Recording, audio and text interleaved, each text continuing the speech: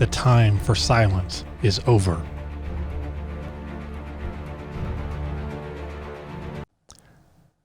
Think we got a caller calling in. It's probably Fisty, so we'll give him a second.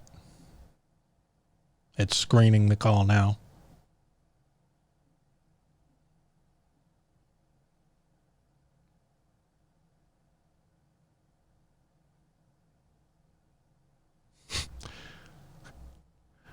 I've got 50 Michigan. I'm assuming that's Fisty Talks about the acquittal. Caller, you are on the air.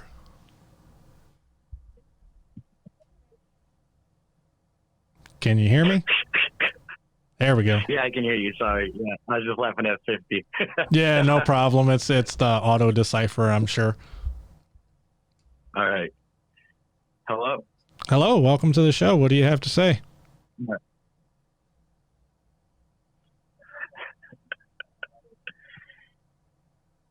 So first of all, I want to say I don't necessarily. We're not on the same political spectrum. You're left. I'm more right. But what I want to talk about more so, and civilly, like you have been, of course, which is great. And I love to see this. Absolutely. I think both sides should be able to agree to disagree on some things, and I think other things should be non-negotiable.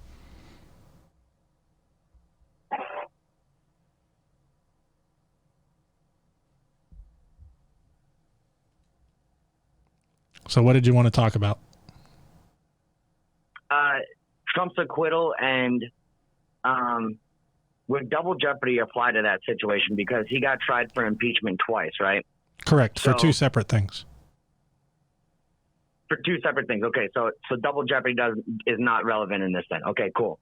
But so with the acquittal, what's your take on that? Because I think that shows that, for the last 4 years, there's been kind of like almost a witch hunt. I know you can, cherry pick things out of here and there, and we all do it, right? But,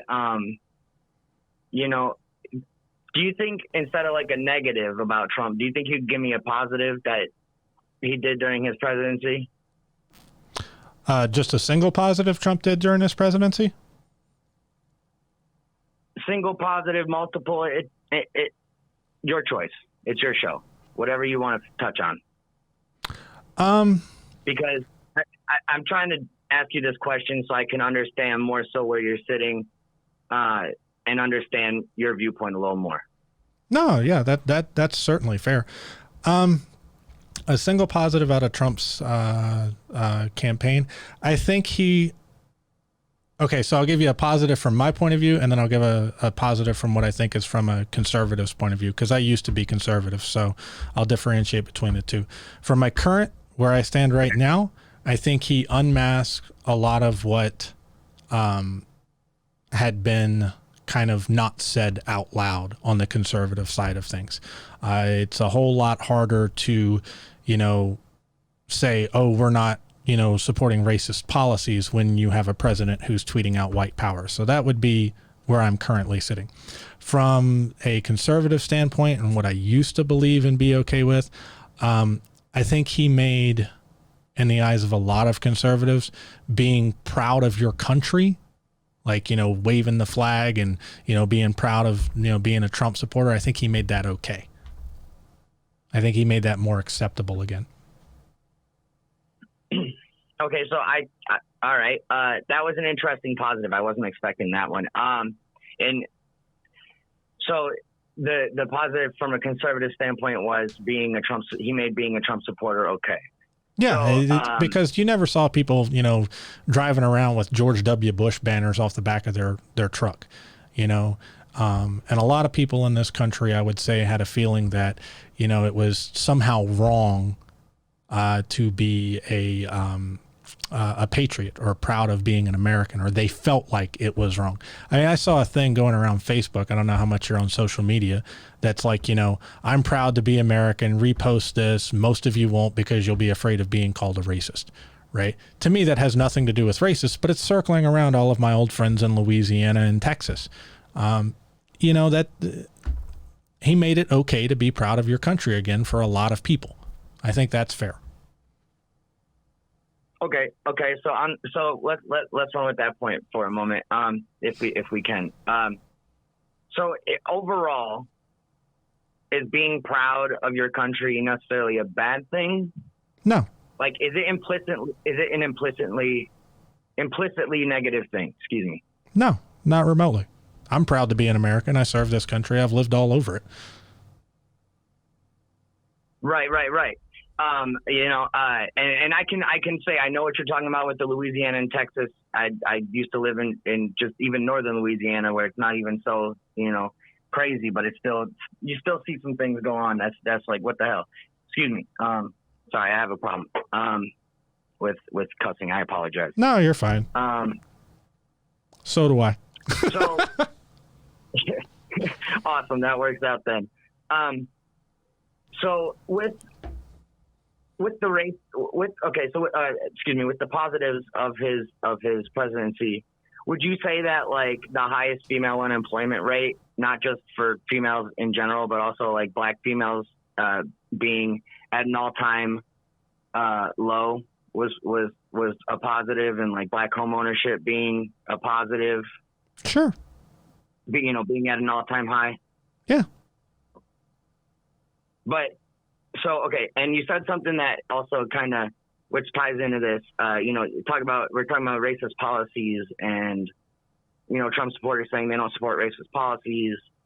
But then, excuse me, we have that tweet. So let me clarify for you real quick. Yeah. I don't think, and I stated it previously, but you may have missed it, I don't think all Trump supporters are racist, not remotely. I think Trump can talk to his racist base, and then the people in Trump's party or that are Trump supporters that are not racist find a way to excuse it. I think that's the difference. So I will tell you this, as someone who voted for Trump in 2016, I didn't vote in this past election. Nobody interested me. I did vote, but it was for myself. Oh, fair enough. Congratulations. You got one more vote for president than I probably got. Thank you.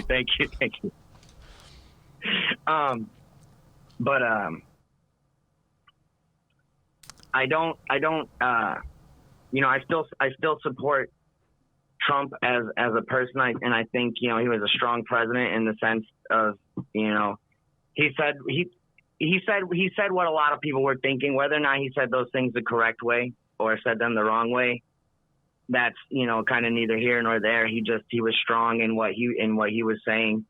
And I feel like a lot of presidents have been kind of like, beat around the bush type, little, let me daintily lift up my teacup instead of, oh, here's my pint glass, let me slam it down because I chugged it, Yeah. And I felt that was amazing, and I felt we needed someone strong. But I don't stand for racism or anything like that. And anybody that told me they were a Trump supporter and were racist, I kind of just discounted them, because that's how I treat any racist in general, really. Is just if they say something stupid, you don't exist anymore. And I think Morgan Freeman said it best. The best way to get rid of racism is to stop talking about it. Don't not talk about history, but just quit talking about racism, because then it's not prevalent in everyone's mind. And and I'm kind of going to racism because I feel like that's what the stream's kind of gone to instead of the acquittal. No, I agree. And we can jump back to the acquittal in a second.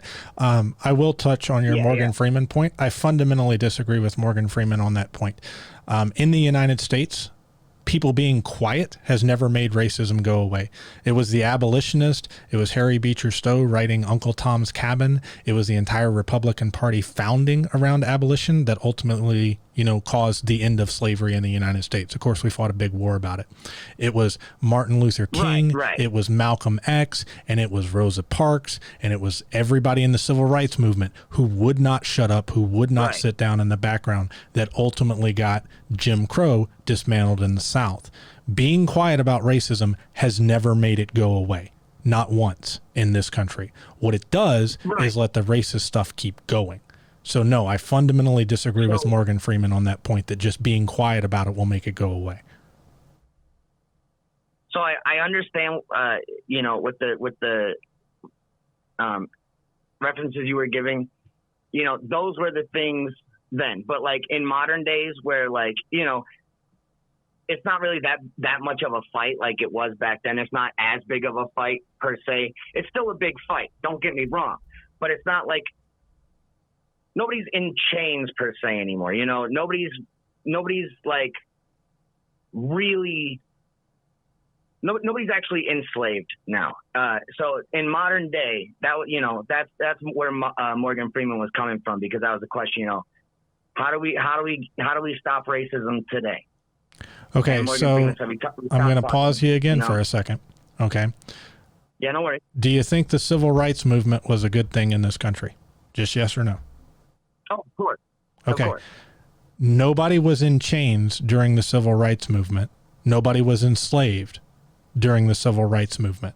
So by the logic you just gave me, all of those people should have sat down, shut up, and been quiet, because they weren't in chains and they weren't enslaved. But why did that civil rights movement pop up? Because of the segregation and that's division, not in right, chains, and that's not enslaved. In a sense, it kind of was, because they couldn't go freely about, and neither could slaves. That's still not in chains, and it's not enslaved. They were not the property of other human beings. Now, if you're saying that there were injustices during the civil rights movement based on race that these people were justified in speaking up against, I agree with you, which is also why I disagree with Morgan Freeman. There are currently racial injustices in our country, and you have a right to speak out against those racial injustices. Right. And I'm not saying that at all. Speak out against racial injustices, for sure. Okay, so you disagree with Morgan Freeman that we should be quiet about racism then? In the way you're phrasing it, yes.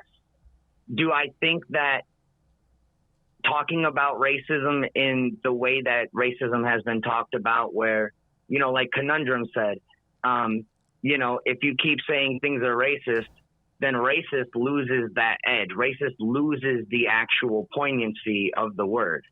Right, but if I've got, let's just ignore excuses here for a second, okay? Excusing the individual actions. If I can't call the ability or the inability to condemn white supremacists and white nationalists a racist thing, if I can't call somebody tweeting out white power a racist thing, if I can't call out somebody tweeting out neo-Nazis and the people around them, very fine people, a racist thing, what point do we have to get back to? I mean, do they have to be in chains and enslaved again before I can call something racist? Where's the line? No, you can call something racist, right? But I think it's more so the idea of focusing, harping on it. And so, I said earlier in the chat, sorry, let me scroll up in the chat. No, you're fine. I want to make sure I say it right. Okay, so when I asked you about do you think racial equality will ever be that way, in regards to perfect, obviously the answer is going to be no to that. But then I asked a secondary question, especially when identity politics are seemingly causing a race problem. And when I say that, I don't necessarily mean it's causing an issue with racism. Like racism isn't becoming more rampant because of it. But what I'm trying to mean by that is, if we're going to go for racial equality, okay, we can't really start saying one race bad, another race better, and that's been going on, right? That's been going on, and I've seen more white people bad stuff than black people bad or Latino people bad or anything stuff like that recently. But maybe that's just me, the sources I'm on, but I mean, that's kind of, that seems like a problematic to want equality, but then be at the same time, you know. Can you give me an example of Not- some white people bad stuff you've seen? Just one or two, because I don't know. I don't want to put words in your mouth, and I'm not sure exactly what you're referring to. So, like, for me, I find that, and like these are YouTube videos that I've seen. Let me get my. Yeah, you don't have to give me the link, just like a quick quote or something, or a meme that stuck in your head or something like that. So basically, like, it's okay to be racist towards white people now. Like, reverse racism is a thing, right? Okay, And can you I give don't me a understand specific how that example? exists. Because it's hard for me to address broad claims. You know, if I just say Trump's a racist, right, then y'all want specific examples. So that's what I'm asking you for back, right? I give you like 4 or 5 examples of, you know, racist things Trump has said or done. Right. So, like, excuse me, let me get a drink real quick. Yeah, you're fine.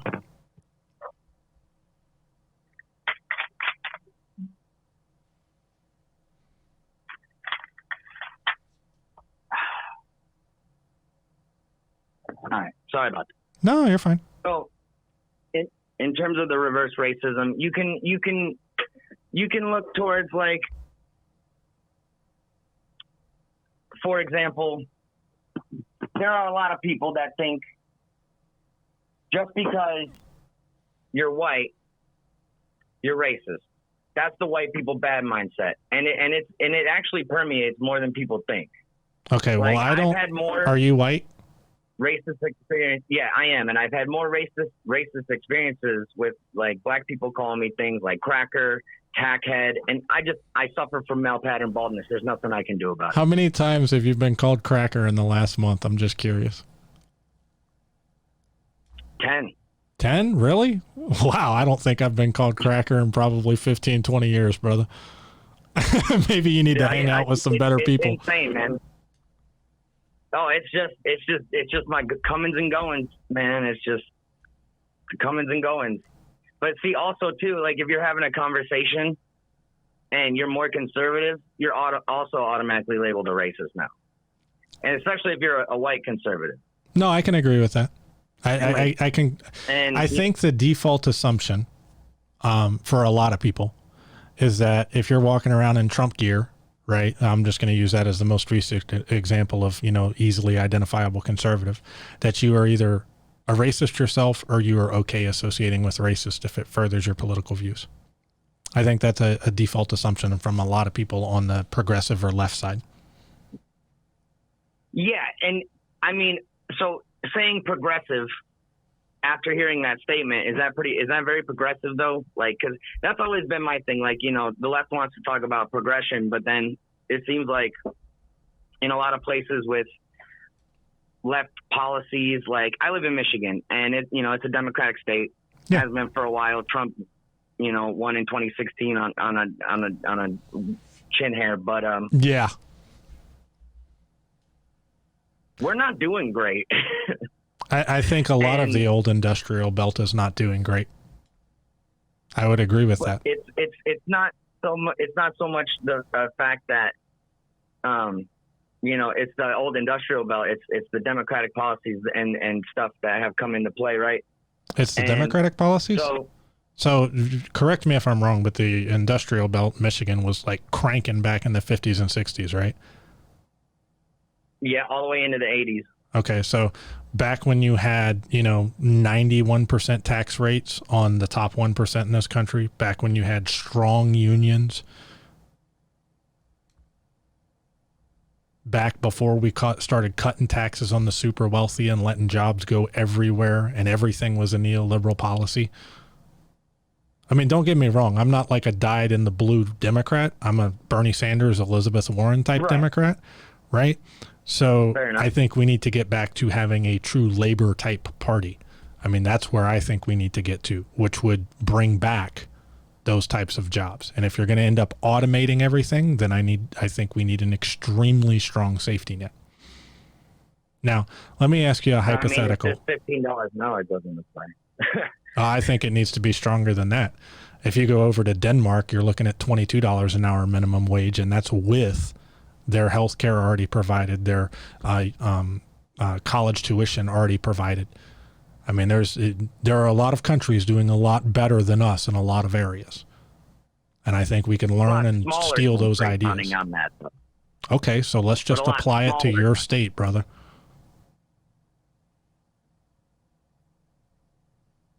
I see your point, but 1.4 million jobs lost does not. It's a net loss compared to 900,000 people that are going to benefit from that $15 an hour.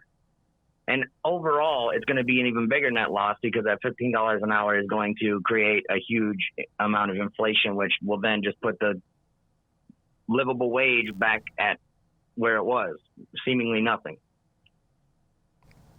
Inflation happens regardless, but let's not derail the conversation entirely, because I think we're getting down a rabbit track here. Right. Let me ask you a hypothetical from my side, just based off the things I've looked at. Can you understand why I would think Trump holds some bigoted / racist views? I could understand why that would be in the back of your mind. Yes. Okay. Can you understand why I would think that pretty strongly? I'm not saying you agree with it. I'm just saying from my side, could you understand why I would think that pretty strongly? Yes, I can. Yes, I can understand why you would think that. Okay. So if I think, hypothetically, you as me, that Trump is a racist and that this should be common knowledge to everybody, because you can see this stuff everywhere, right? Can you see why I would think those two things? Yes, I can understand why you would think those two things. Yes. So when you run into somebody on the progressive side of things that isn't as understanding, forgiving, whatever words you want to use, and you're wearing your Trump gear, okay, those two things are the reasons why they assume you're either a racist or you're okay with racist stuff. And I'm going to make an absurd illustration here to illustrate the point, because you may not agree with Trump's racist stuff, but we both acknowledge that he's made some racist statements. And from my point of view, you can understand why I think he would be. Okay. I'm sure there were plenty of Nazis who didn't agree with Hitler on the Jewish thing, and they voted for him for his economics. Okay. The problem is the Jewish thing comes in with it. The problem with Trump is the racist thing comes in with it. Now, do I think Trump's like the equal of Hitler? No, I'm using that to illustrate the point.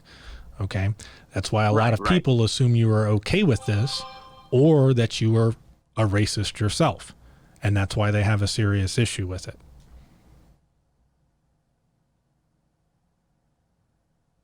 Understandable. But so what I like to look at is the individual, right? Like, sure. And we are looking at the individual of Trump, right? Sure. But I think if we're going to label someone or even assume something like that, we should at least, before we give that final judgment on that assumption, have some kind of, because, we can get fed all sorts of information all day long, and our brains will never know what's right, what's wrong, unless we, research until we're blue in the face, right? Yeah, rely on evidence would be how I would phrase that. Yeah, we need to rely on evidence, but I also feel like you need a personal interaction with someone to really find out what they're truly like, because especially if they're in the spotlight, they can be one way and be another way behind closed doors. Have you ever had a personal interaction? So I'm going to disagree with you there. Have you ever had a personal interaction with Adolf Hitler? No. Do you think Adolf Hitler was a friend to Jewish people? No. Okay, but you never had a personal interaction with him, so how can you possibly know that? Oh, the 6 million dead Jews? Okay, so I don't need a personal interaction. Eradicate them? So I don't need a personal interaction with somebody to formulate an opinion about them. I can look at the evidence. Right. Okay, I'm doing the same thing with Trump. Assumption, but before you, actually can go ahead and make that 100% distinction that yes, they're a racist, unless you have like we said, empirical evidence, right? Like, so 6 million Jews and a whole campaign against the Jews. That's a whole lot of evidence to, proclaim Hitler as, I would agree, but I can also look at his speeches before that, the book he wrote, all of his words before he ever got to that point, and establish that he was an anti-Semite, right? I can ignore. That's true. Yeah. Okay. So I can do the same thing with other people. That's my only point. I don't need to wait till there are bodies to establish whether or not somebody has some racist problems. Now, you may disagree with my evidence, right? You may find different evidence. Fair enough. But I'm fundamentally disagreeing with you that I can't form an opinion on somebody about a particular issue without personally meeting them. That's because if we can't even agree on that, then there's, I don't see where we go. Yeah, no, fair enough. Yeah, I mean, we could agree to disagree on that, but for the sake of conversation, hold on just a second. Granny, the video I played, if you're talking about the intro trailer, you can go to the YouTube site. It should be, I believe, the last intro trailer. If it's not up right now, it'll be up next week. Okay, go ahead. Sorry for the interruption. No, you're good. So for sake of argument, okay, sure. We'll agree that you can formulate an opinion that someone's no good without having a personal interaction. Yeah, on a particular issue. Like I said, I'm not trying to make some universal judgment here. Right. So, with that being said, I mean, so let me, like I gave the example in the chat. I went to a protest just to document and ask questions about the beliefs that the people who believe that the concentration or the border camps are concentration camps. Excuse me. Okay. And I got called a racist and shouted down.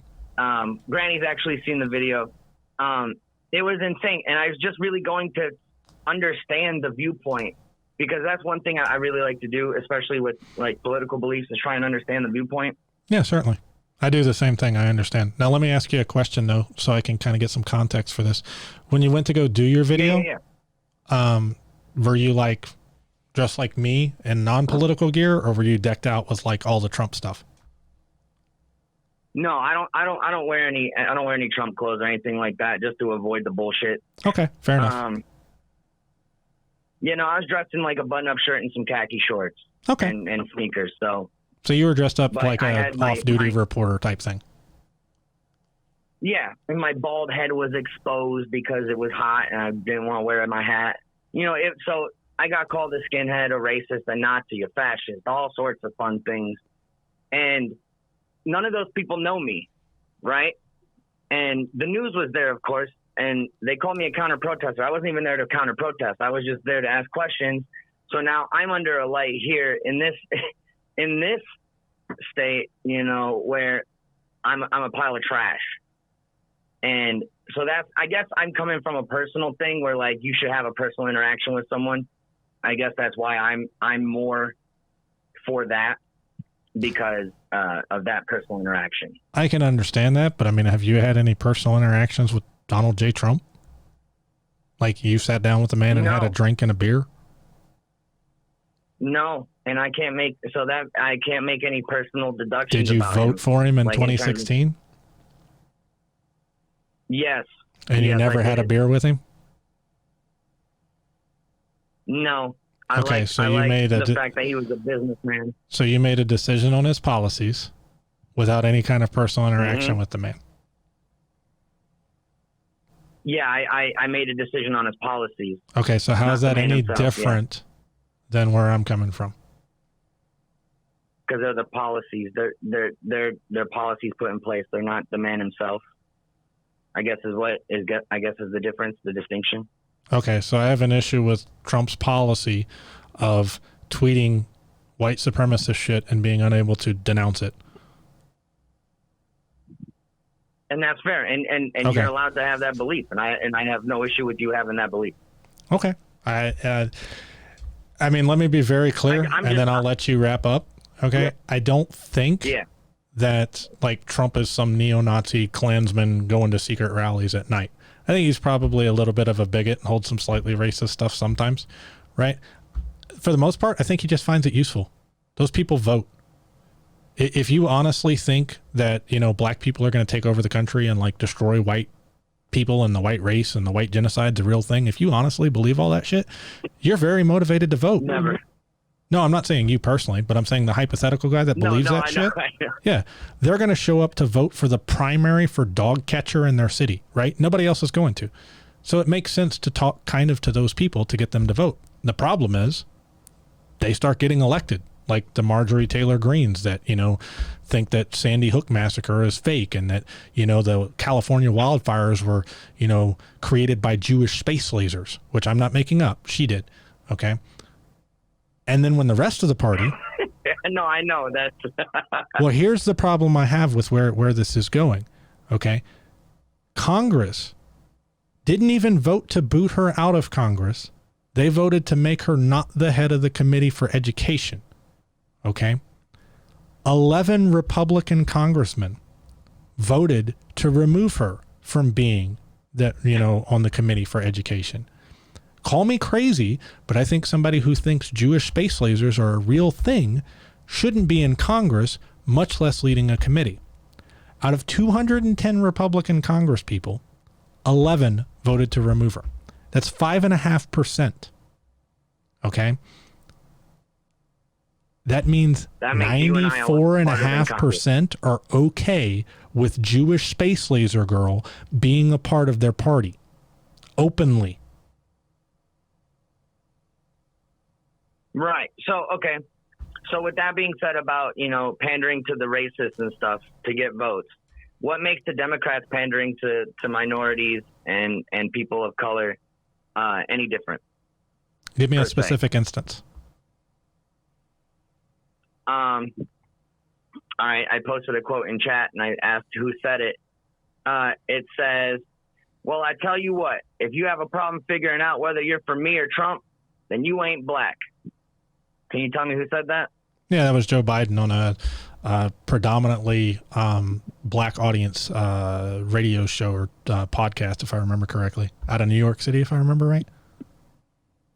Correct. So was he not playing then and pandering then to the blacks? I think he phrased it poorly. Yeah, you could say he was trying to market himself to the black audience. Certainly. So I guess in a sense the same argument could be made for Trump when he was running for election and in the beginning of his presidency, we'll say. So here's the difference. Okay. Trump is marketing, according to you, to white nationalists and white supremacists. Okay. No, not according to me. That's what you just asked what me. You said. Okay. So yeah, based on what you said. Okay. Has Biden ever come out in support of black nationalism? Of kicking all the white people out of this country and putting only black people in charge? Of creating a black ethno-state? Because this is what we're comparing it to, right? We're talking about white supremacists, neo-Nazis, people who want to create a whites-only state ultimately, right? And are comfortable using violence to achieve that. Okay. So, and then you're asking me to compare that to a statement by Joe Biden saying, if you support the guy that's okay with all the white ethno-state stuff, then you're not black. Can you see why these two things aren't remotely on the same scale to me? I guess where you're losing me now is the white ethno-state thing. I've never heard Trump talk about wanting a white ethno-state. I didn't say Trump said that. I'm saying he's marketing to white supremacists, right? And that's what those people want. According to your words, yes, he's marketing to those people. Okay. So, like I said, if you put yourself in my position, can you see why those two things aren't remotely the same to me? but they're both pandering is what I'm getting at. They're both playing to a certain crowd based on what you're saying. They're the exact same. They're the exact same in this argument. How They're are they both the pandering exact same? to a certain crowd. I think they are both, we'll use your words. They're both pandering. We'll use your words. They're both pandering to a certain crowd. Are the crowds drastically different in what they are trying to achieve? Yes, the crowds are drastically different. Okay. But the focus is I am on the taking that into account. I am taking that into account when I consider who they're pandering to. If I go to Michigan and say, hey, you union guys, I'm going to be strong on unions, I'm pandering to the unions. That's not the same thing as me going to a Klan rally and saying, hey, you Klan people. So who I'm talking to matters. Who I'm marketing myself to matters. That's what I'm saying. But anyway, let me let you wrap up, and then we're gonna jump off. So last words, final statement. So what I'll say is this: I appreciate you having me on. I appreciate the conversation and the civil conversation at that. You're an educated guy. You got points to back up what you're saying. I really appreciate that, and I'm just gonna do this right now because you deserve it. I appreciate the follow. I'll be around more because I love these conversations, and maybe one day I'll catch you in my stream. And listen, man, I really want to help you get to affiliate, so I'm going to try and get some people in here. Hey, you are more than welcome. I'll also tell you, I appreciate your conversation being civil. I appreciate the fact that you had some sources and questions you brought up. With me specifically, if you can go to the webpage, it's just theleftspeaks.com. You can message me any sources you want to go over. If you want to go over stuff on live stream, that's more than welcome. I have to pre-vet it because I've had somebody send me some Daily Stormer and Nazi stuff, so I have to look at it beforehand now. Oh, yeah. But if there's a specific thing you want to go over or a specific question you want me to address, you're more than welcome to message it to me anytime, and then I'll go over it on the next show if I have the chance. Awesome. Thank you so much. I appreciate you. No problem. Have a good one, man. You are welcome to call back in anytime. You as well. Oh, watch out for Mystical Hedgehog. He's a troll. Oh, no problem. I appreciate the heads up. Yeah, no worries. Oh, whoops. I think I dropped you a little soon, but thank you for the call, brother. Join me every Sunday afternoon for a new show where common citizens, you and I together, discuss with each other issues of today, where we demand proof and evidence is required, where we seek the truth and will not be silent. Join me this coming Sunday afternoon and take part in America's oldest and most honored tradition,